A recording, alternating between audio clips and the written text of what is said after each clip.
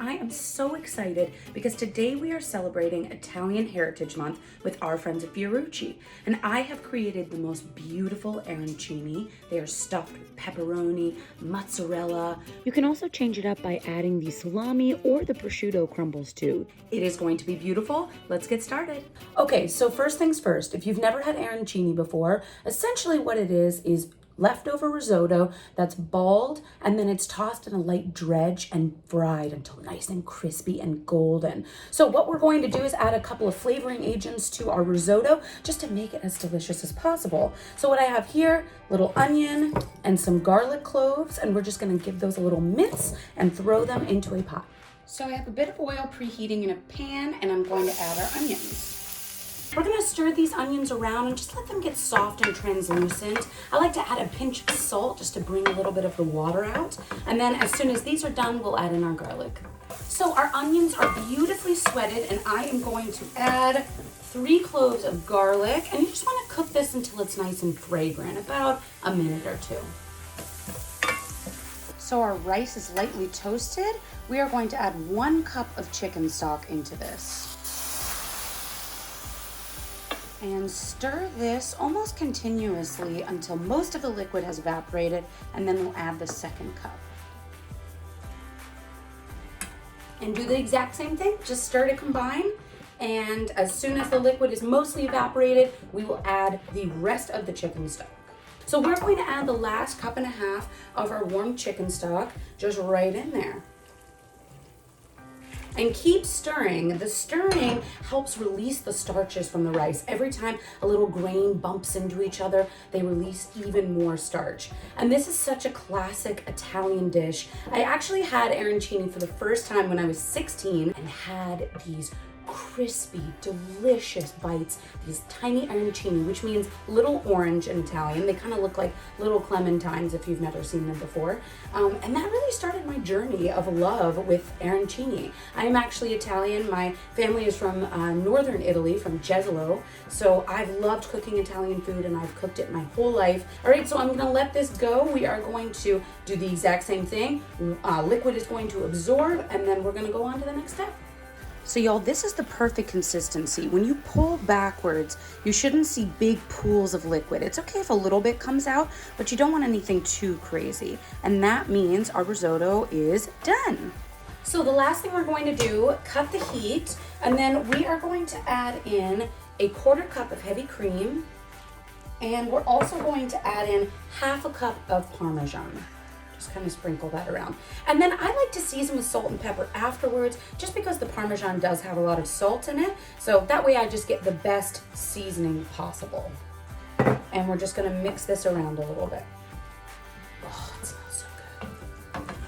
So I've covered my risotto with a layer of saran wrap on the top, and then we are going to put this into the fridge for 1 hour to chill. So while our risotto is cooling, we are gonna make a quick marinara that we can dip these amazing arancini in. Very, very simple. All we're going to do, 1 can, 14.5 ounces of tomato passata, which is almost like a tomato puree. You can totally use that if you don't have passata. Then we are going to add in 1 bunch of basil, 1/2 of an onion, and then we are going to add in 1 tablespoon of butter. I also add a pinch of salt, and then just a little drizzle of honey. Sometimes tomatoes, they can be a little bit acidic just depending on when they were canned.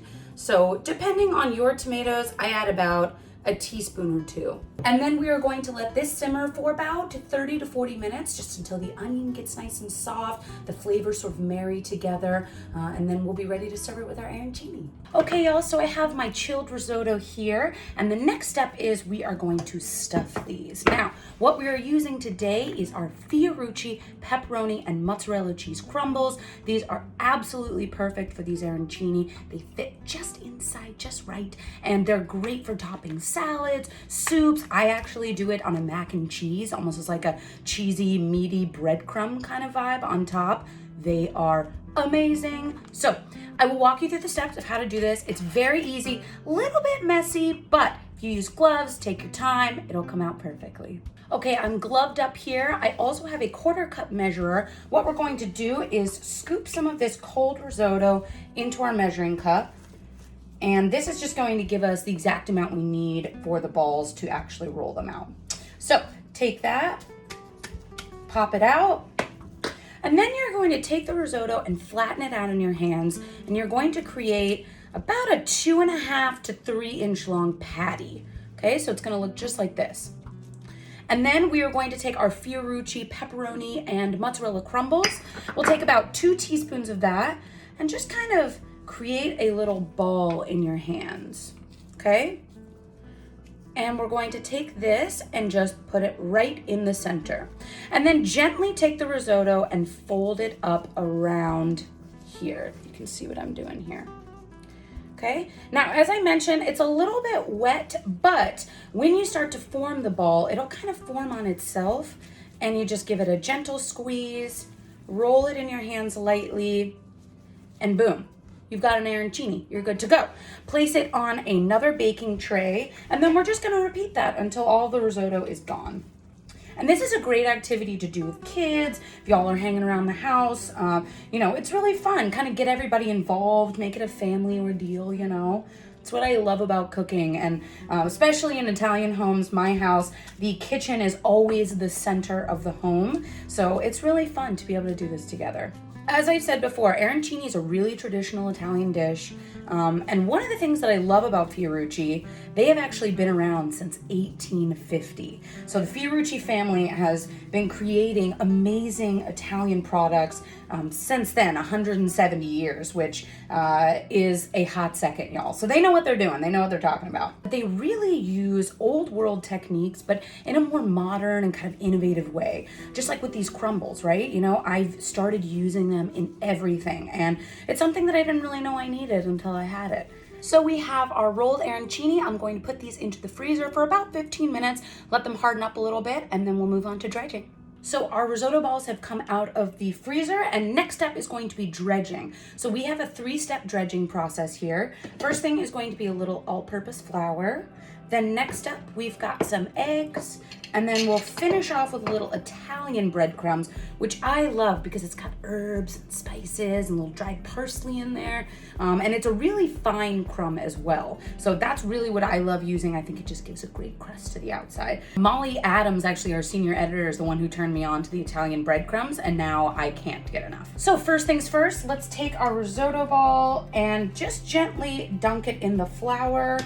And we're just going to roll this around. You can kind of sprinkle some on top.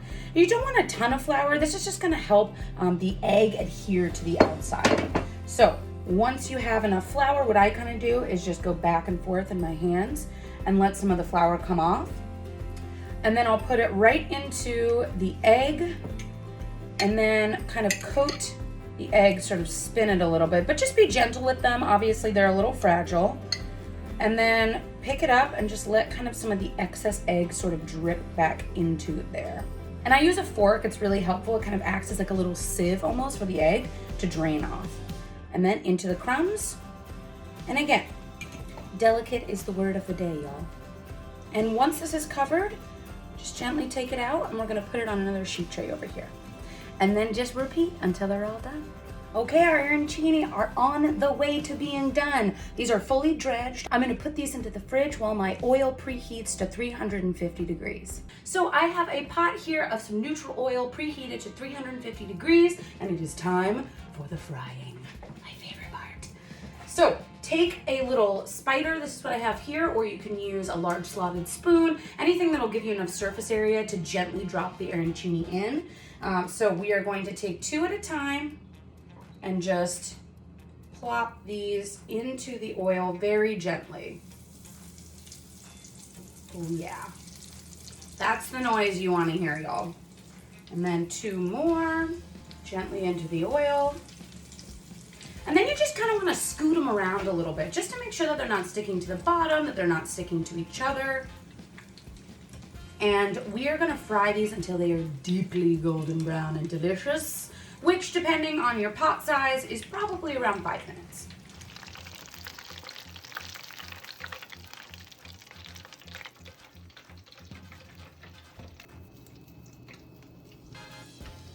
Okay, y'all, our labor of love is done. The arancini are out of the fryer. They're crispy. My entire house smells amazing. It is time for the taste test. I've got our warm tomato sauce over here too for dipping. I'm gonna give you guys a little sneak peek of this break. Listen.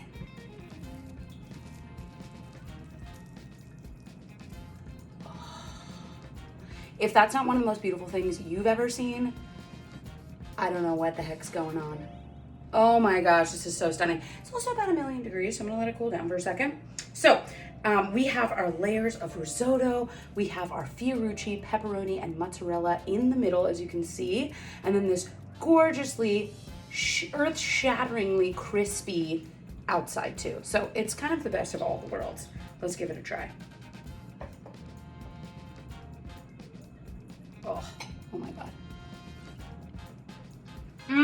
Oh my gosh, y'all.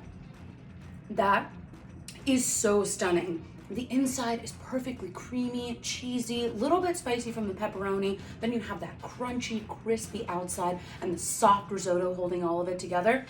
It is the most perfect thing. And if you want to go and get this recipe, you can go to thefeedfeed.com. Thank you guys so much for hanging out with me. I hope you have a wonderful day, and I'll talk to you later. Bye.